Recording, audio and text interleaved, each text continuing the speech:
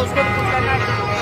हम आग्रह करेंगे हमारे बीच मौजूद विकास कुशवाहा जी से कि 2 शब्दों में मंत्री जी को आशीर्वाद देने का कृपा करें।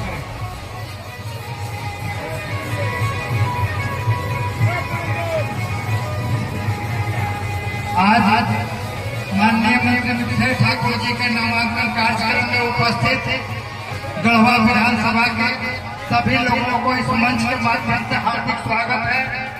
और मैं यह कहना चाहता हूँ, गढ़वा पर आरजेडी का दावा, जेएम से आज नॉमिनेशन मिथिलेश ठाकुर करेंगे, हेमंत सोरेन भी होंगे शामिल। 24 विधायकों को रिपीट करने के मूड में पार्टी। झामुमो प्रत्याशी की सूची रविवार को जारी नहीं हो सकी, वजह राजद के 7 सीटों के बंटवारे को लेकर जारी विवाद रहा। झामुमो अपनी एक भी सीट छोड़ने को तैयार नहीं है। सोमवार को समझौते का अंतिम प्रयास होगा, बात बन ही जाएगी, ऐसा कहीं नहीं जा सकता है। झामुमो 24 विधायकों को रिपीट करेगा। बरहोडा और पोटका की सीट्स पर संशय है।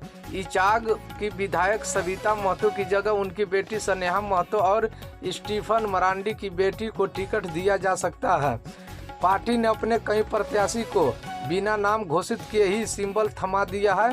गढ़वा सीट पर राजद अपना दावा कर रहा है। इस बीच सोमवार को गढ़वा से जेएम प्रत्याशी मिथिलेश ठाकुर और भवनाथपुर के उम्मीदवार अनंत प्रताप देव नामांकन करेंगे। इसमें मुख्यमंत्री हेमंत सोरेन शामिल होंगे, वे वहां चुनावी सभा को भी संबोधित करेंगे। वही कल्पना सोरेन चकधरपुर के सुखराम उरांव के नामांकन में शामिल होगी। बता दें कि 2019 के चुनाव में झामुमो के 30 विधायक जीते थे। नलिन सोरेन सांसद बन गए। चंपाई सोरेन, लोबिन हेम्ब्रम और सीता सोरेन ने भाजपा का दामन थाम लिया। इस सीटों पर नए नाम होंगे। प्रत्याशियों की पहली सूची सोमवार को जारी होगा।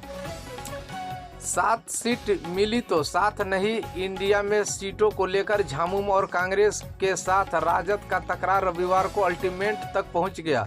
राजद सांसद मनोज झा ने साफ कहा कि हमें कम से कम 12 सीट चाहिए। सोमवार को दिन के 11 बजे राजद अपने प्रत्याशियों की घोषणा कर देगा।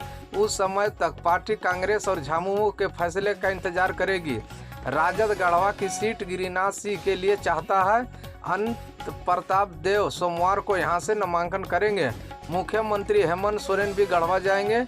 इंडिया गठबंधन के बीच उत्पन्न विवाद को सुलझाने के लिए बिहार के प्रतिपक्ष के नेता तेजस्वी यादव, सांसद मनोज झा और प्रदेश राजद प्रभारी जयप्रकाश नारायण यादव रविवार को रांची में ठहर गए। इन नेताओं को टिकट बंटवारे के विवाद को सुलझाने के लिए आज पटना लौट जाना था। अब राजद के ये वरिष्ठ नेता अपने प्रत्याशियों को चुनाव चिन्ह सौंप कर सोमवार को पटना लौटेंगे।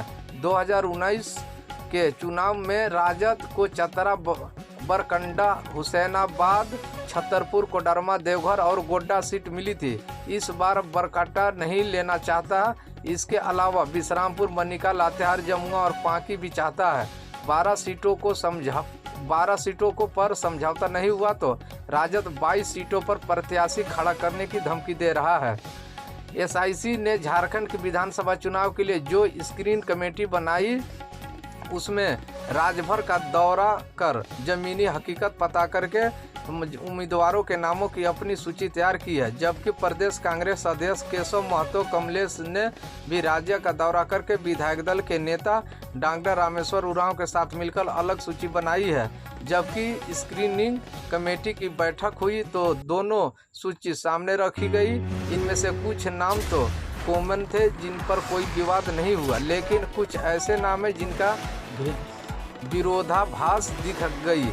उम्मीदवारों को बड़ी शिकायत थी, इस कारण सूची के अंतिम रूप नहीं दिया जा सका। जिन विधानसभा क्षेत्रों में सूची को लेकर विरोधाभास थे उनमें हटिया, रांची, सिमडेगा, धनबाद, बोकारो और बरही शामिल है। इंडिया के वाम दलों को भी सीटों को लेकर नाराजगी है। गठबंधन के प्रमुख अटक दल कांग्रेस और झामुमो वाम दलों को लेकर 3 से 4 सीटों देने को तैयार है। वैसे में माले 6 सीटें मांग रहा है। भारतीय कम्युनिस्ट पार्टी 15 सीटों का दावा है, लेकिन इंडिया गठबंधन माले को भी 3 से 4 सीटें देने पर सहमत है। वीडियो देखने के लिए बहुत बहुत धन्यवाद।